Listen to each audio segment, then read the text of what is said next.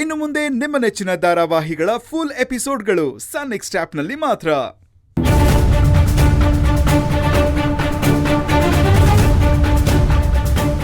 ಗಂಗೆ ಅಭಯ್ ಮಧ್ಯ ಹೇಗಾದ್ರೂ ಮಾಡಿ ಹುಳಿ ಹಿಂಡ್ಬೇಕು. ಇದಕ್ ನನ್ನ ಹತ್ರ ಇರೋ ಬೆಸ್ಟ್ ಅಸ್ತ್ರನೇ ಗೌರಿ ಅಭಯ್ ಲವ್ ಸ್ಟೋರಿ.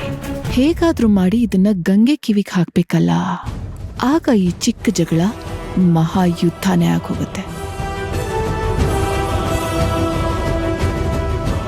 ಅಯ್ಯೋ, ನಮ್ಮನೆ ಸೊಸೆದಂತೂ ದಿನಕ್ಕೊಂದೊಂದು ರಗಳೆ ಆಗಿದೆ ಬಿಡಿ.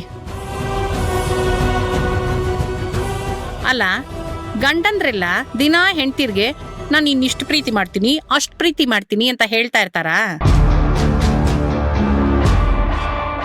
ಏನೋಪ್ಪ, ಇವತ್ತಿನ ಹೆಣ್ಮಕ್ಳು ಡಿಮ್ಯಾಂಡಿಗೆ ಮಾತ್ರ ಏನು ಕಡಿಮೆ ಇಲ್ಲ.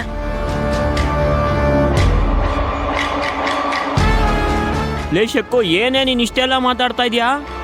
ನೀನ್ ಈ ರೀತಿ ಮಾತಾಡ್ತಾ ಇರೋದ್ ನೋಡಿದ್ರೆ ಭೂತದ ಬಾಯಲ್ಲಿ ಭಗವದ್ಗೀತೆ ಕೇಳ್ದಂಗ ಆಗ್ತಾ ಇದೆ. ಗಂಡಸ್ರ ಬಗ್ಗೆ ನೀನ್ ಇಷ್ಟೆಲ್ಲ ಮಾತಾಡ್ತಾ ಇದೀಯಾ? ನೋಡೋ ಪ್ರೀತು ನಿಮ್ಮಮ್ಮನ್ನ. ಅಯ್ಯೋ, ಅದೇ ಅಪ್ಪ, ನನ್ಗೂ ಶಾಕ್ ಆಗ್ತಿದೆ. ಅದೇ ಈ ಜಾಗದಲ್ಲಿ ನಿಶಾ ಇದ್ದಿದ್ರೆ ಹೆಣ್ಮಕ್ಳ ಬಗ್ಗೆ ಈಗ ಮಾತಾಡ್ತಿದ್ರ ಅಮ್ಮ? ಏಯ್, ತೆಪ್ಪಗ್ ನಿಂತ್ಕೊಳ್ಳೋ ಸಾಕು. ನಮ್ ಗಂಗೆ ತುಂಬಾ ಡಿಮ್ಯಾಂಡ್ ಮಾಡ್ತಾಳೆ ಅಂತ ಏನಲ್ಲ ಆಂಟಿ. ಅದು ಅಭಯ್ ಅವ್ರಿಗೆ ಅವಳ ಮೇಲಿರೋ ಪ್ರೀತಿನ ಹೇಳ್ಕೋಬೇಕು ಅಂತ ಅವಳಿಗೆ ಆಸೆ ಅಷ್ಟೆ. ಅದ್ರಲ್ಲೇನ್ ತಪ್ಪಿದೆ?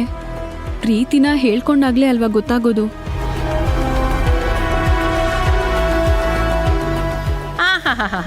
ಹೌದಮ್ಮ, ಏನ್ ಮಾಡೋದು ಪಾಪ, ನಮ್ಮ ಅಭಯ್ ಗಂಗೆ ತರ ಅಲ್ವೇ? ಅದ್ ಹೇಗ ಅವ್ರಿಬ್ರು ಜೋಡಿ ಆದ್ರೋ ಏನೋ, ಆ ದೇವ್ರೇ ಬಲ್ಲ.